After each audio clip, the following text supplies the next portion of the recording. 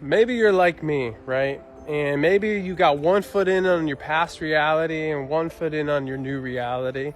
And it's hard to kind of take a full leap in, because not only is it fear of the unknown, fear of failure, I mean, you fill in the blank, right?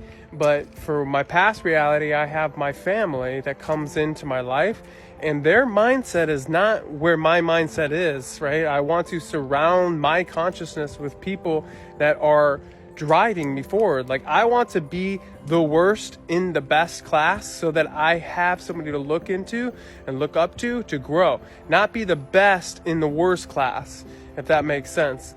And so for me, like, it's hard when I have my family visit or I'm hanging out with my family, because we just don't share the same things in life. Like, I don't share the same goals and visions or even philosophy of life.